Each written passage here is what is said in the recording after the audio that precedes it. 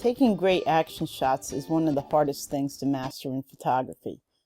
In this segment, I'm going to show you how to take better action shots. I'll also walk you through what you need to do to complete your motion assignment. Catching action is something that good equipment can really make a lot easier. Meet Zeus and Apollo. When they were kittens, I had a very nice bridge camera. I got great stills of them, but I just couldn't get good action shots. I'd either miss the picture because of shutter lag, or the photos would end up being blurry. And that's what made me buy a DSLR and progressively more expensive lenses.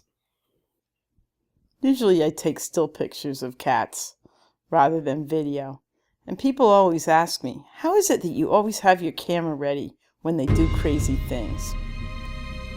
Well, the truth is, my cats aren't really outdoor cats. I've actually trained them to walk with me. It comes kind of naturally for rag dolls that like to follow. But I started doing it with them since they were kittens.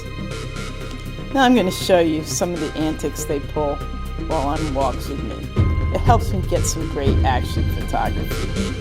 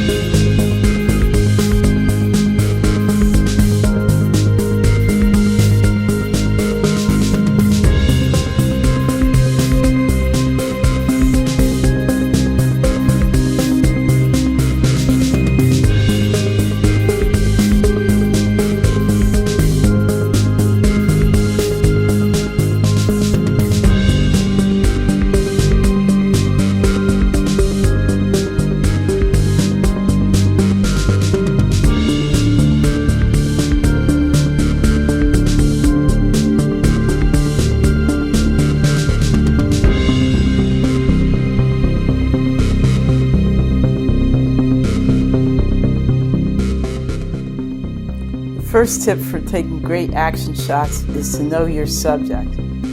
If you can anticipate your subject's moves, cats disagree. If you can anticipate your subject's moves, you'll be able to have your camera ready when the action happens.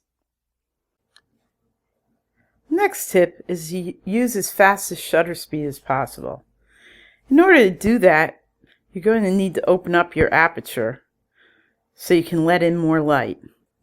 Lenses with large apertures, lower f-stops, generally cost a lot more than other lenses. So this is where having expensive equipment can really come in handy. You'll notice I posted the settings on these shots. This picture was taken at 1/2000th of a second, so that's pretty fast shutter speed. I had my aperture wide open at f2.8, and then ISO was set at 1600. Again, a higher ISO will let us take a faster picture. So that brings us to our next tip. Use a higher ISO than you would use when taking a still shot. This shot used a fairly high ISO of 800. I don't like to go much above 1600 for ISOs, or you end up getting a lot of digital noise. But it's probably better to deal with some digital noise in post-processing than to miss the shot. When taking action shots, I often use shutter priority and set my ISO to automatic. Of course, nothing beats lots of bright natural light to help you get as high as possible shutter speed.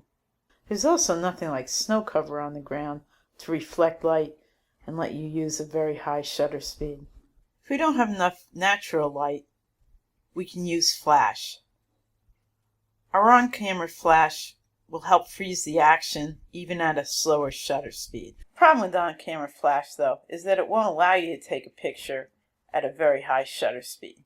On-camera flash synchronization is set to normally between 1/160th of a second to 1/250th of a second.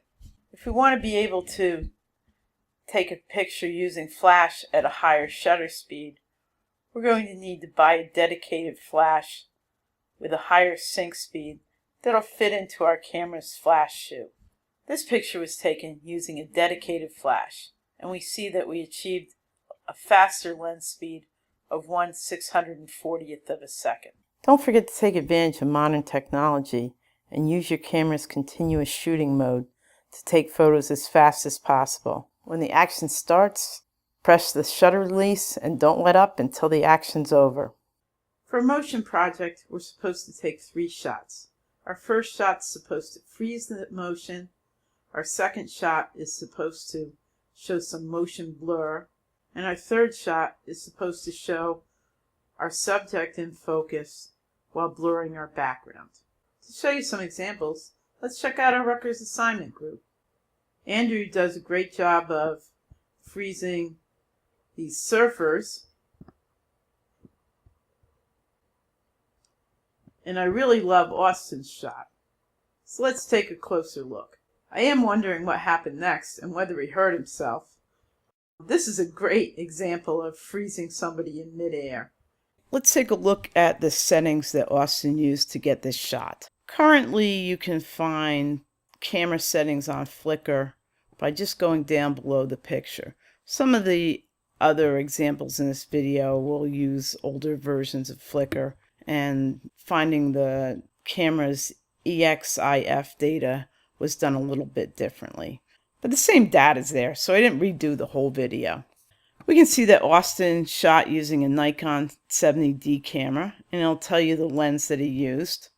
More importantly, it'll tell you what f-stop was used, so the camera's aperture setting. Here it was an f10. What shutter speed was used.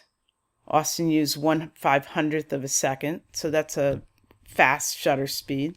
Usually if you want to freeze action, you want to use a shutter speed of 1/500th of a second, or maybe even 1/640th of a second or faster.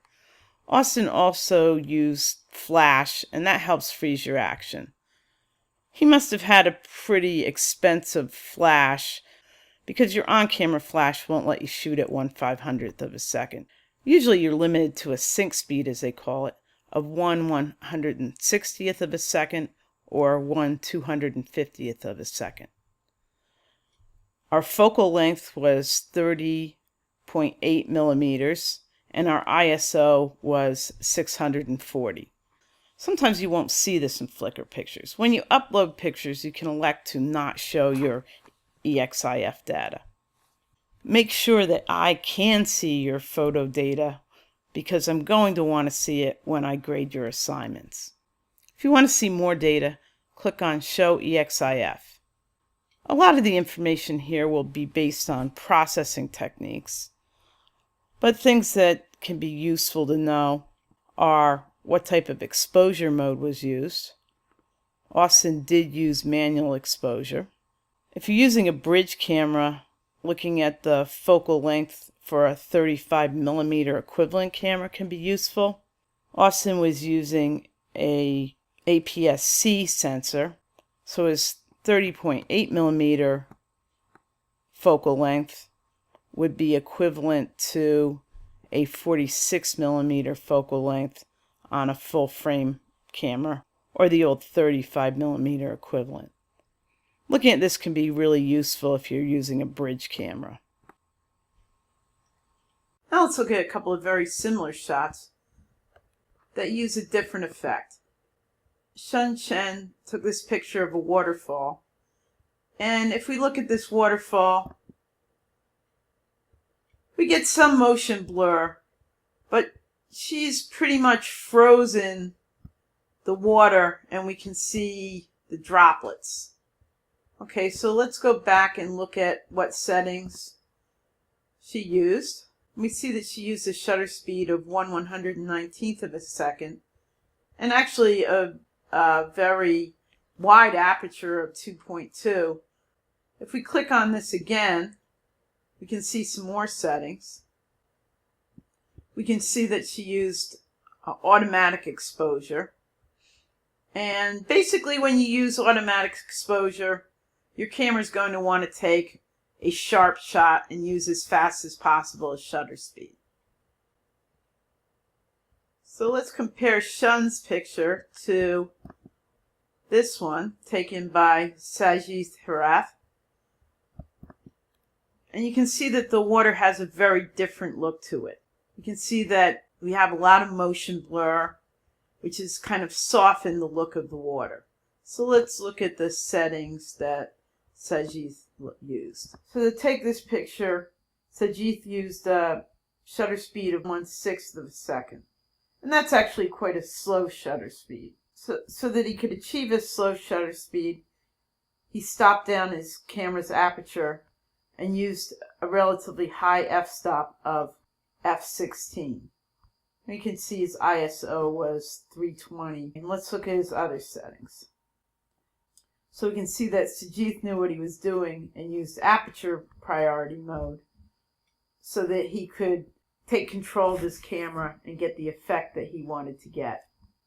So Sajith's picture is a good example of motion blur. Now I'm going to show you some photos that I took when I did a similar motion project. Since I did my project in winter and work every day, I wanted something that I could control. So I bought a couple of bouncing balls at Walmart. In this picture, I freeze the action. And let's look at how I did it. For freezing the motion, I used a shutter speed that was kind of on the slow side, 1/320th of a second, and an aperture of f3.5.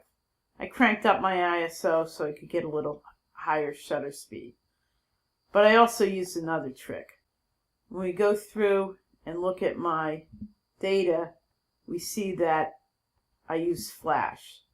Now I was actually using a dedicated flash unit so that I could get this higher flash sync speed. This is my motion blur shot. The balls actually lit up when they bounced, so I knew I could get a really cool picture if I shot in the dark. So let's see what I did for this exposure. Here I used a shutter speed of 1 full second. So we got to see the motion as the ball bounced and left some light trails to give us a really cool effect. Getting a sharp image with background blur is probably going to be the hardest shot that you do, and it takes a lot of practice. You have to pan your subject and try to keep your camera steady so that you get a nice sharp subject. And with this one, we've got some motion blur around the outside, which had to happen because the ball was rolling, but at least our center is nice and sharp.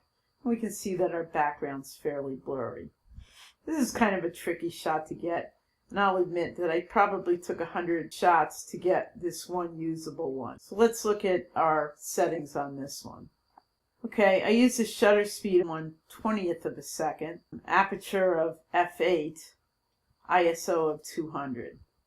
I'd probably try a little higher shutter speed, probably somewhere between 1/60th of a second and 1/125th of a second. But this is a shot you're going to have to fool around with. Take lots of them and maybe you'll get one good one.